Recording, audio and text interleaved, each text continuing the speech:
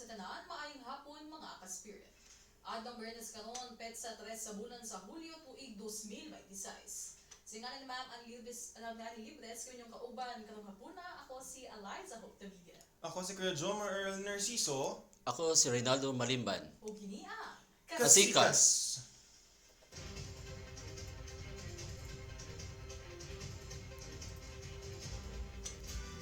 Time now for the Vatican News.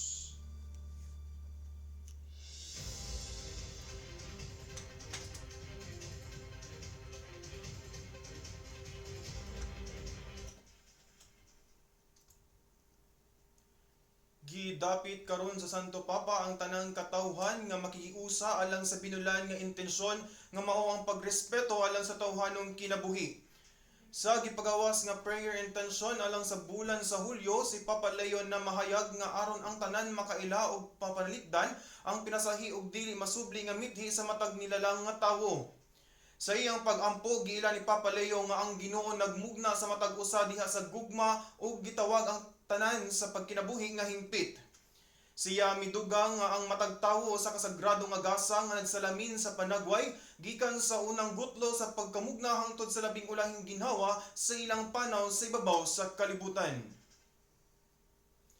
Sa laing bahin gikumpirmar sa Vatican nga ekskomunikado na ang mga obispo sa kongregasyon sa Society o Santo Pio X con SSPX ug gideklara sila nga mibulag na sa simbahang Romano Katoliko.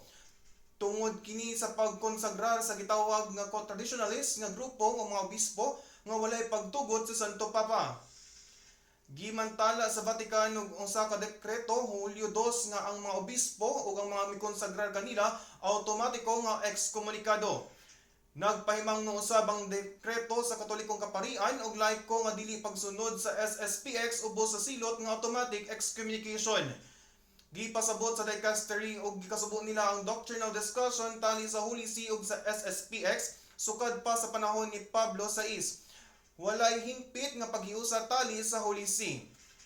Busa nga invalido ang mga sakramento nga gidumala sa kaparian sa SSPX sa mga sakramento sa pakikiuli ug pagkasal. Una pa ang pagdeklara sa SSPX nga ekskomunikado, miapila si Papa Leo kanila nga dili ipadayon ang mga konsagrasyon sa ilang mga obispo. Balita International.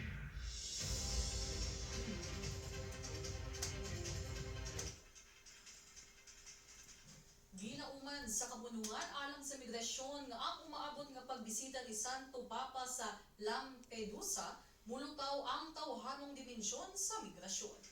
Namahayag ang hepe sa International Organization for Migration kung IOM Mission for Italy and Malta na si Salvatore Sortino nga ang gitakdang pagbisita ni Papa Leo sa Lampedusa nagtanyag og gamhanang pagpahinumdom sa tawhanong dignidad sa mga migrante ug ang ilang panginahanglan alang sa inambitan nga responsibilidad.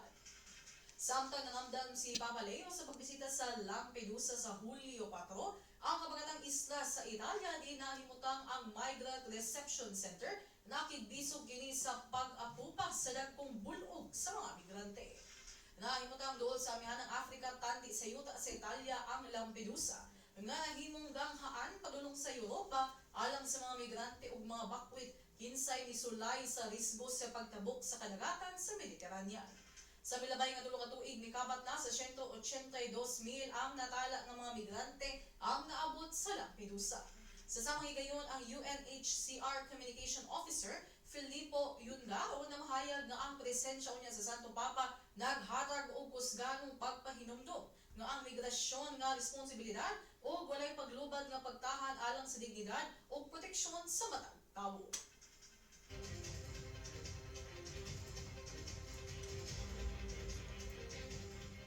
CBCP News.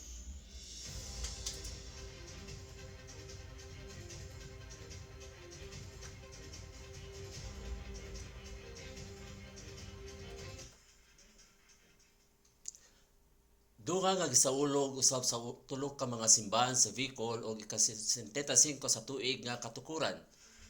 Tulo ka mga ecclesial territory sa Bicol Region ang timaan sa ilang ika-75 nga anibersaryo niining semana sa paghandom sa usa ka makasaysayan sa pagbahin sa simbahan nga nagausab sa pagdumala sa simbahan sa Bagarang Luzon. Nagsukad ang mahong kasulugan sa tuig 1951 sa dihang gipagula ni Papa Pio XII sa Papal Bulko sa Pilipina Republika. Nagsaka kini sa usa estado sa Caceres ngadto sa usa ka Metropolitan Archdiocese nga gimugna ang mga diocese sa Legazpi ug Sorsogon. Gisaulog sa Archdiocese of Caceres ang Diamond Jubilee sa maong deklarasyon.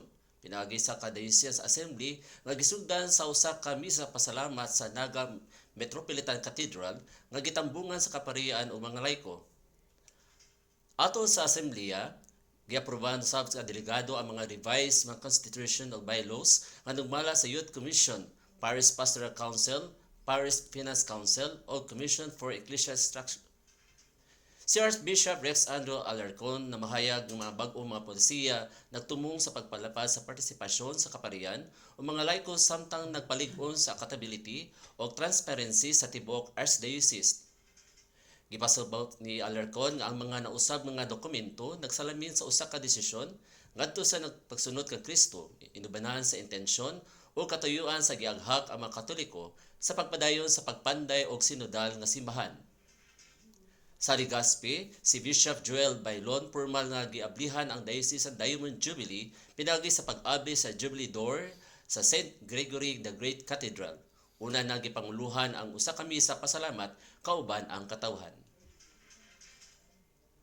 Sa mga peregrino sa magbisita sa katedral hangtod sa Disyembre 31 o makahimpit sa kondisyon pamahimong makadawat o idulhin siya sa ato sa Jubilee Year.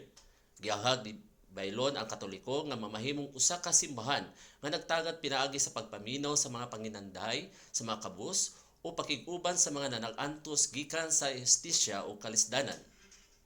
Samtang sa silangan sa Diocese sa Sorsogon, naatol ang anibersaryo sa pag-abli sa kaduwang sinodo ubos sa tema nga I Am With You.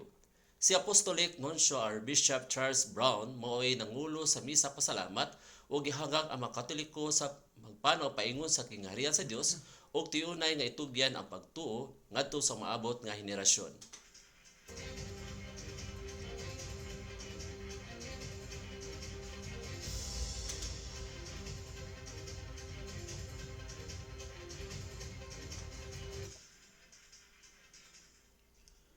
Atong oras mga kaspirit, alas 4:16 na sa hapon.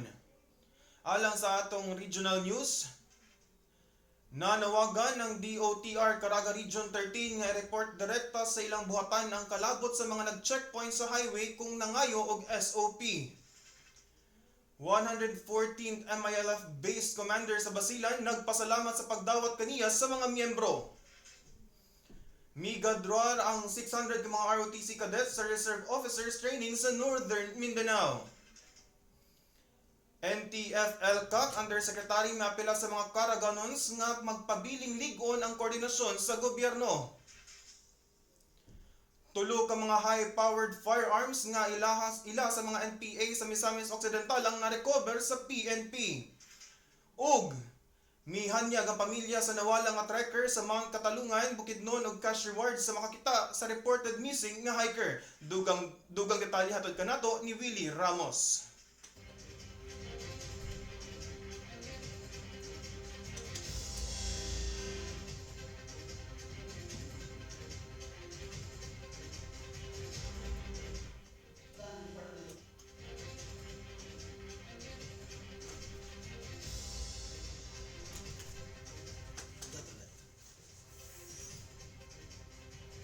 Yan ang natulog yun. Refresh na lang. Yan na dyan na. Ang motor ba si Kimili na?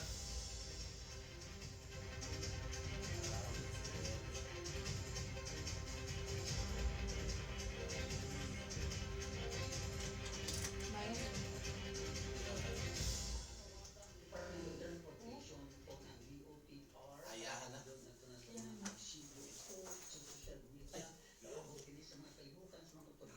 nga nagchipuan o gialidaran ng ating Yeah. kwarta. Sumala pa sa mga panawagan sa agrat sa DOTR na idirektan i-report sa ilang buhatan kung ano naman ugali na sinating daotang binuhatan ang mga highway traffic enforcer aron maaksyonan daily kay sige og post sa social media. O na usaban nagpahayag ang Police Regional Office Caraga Region 10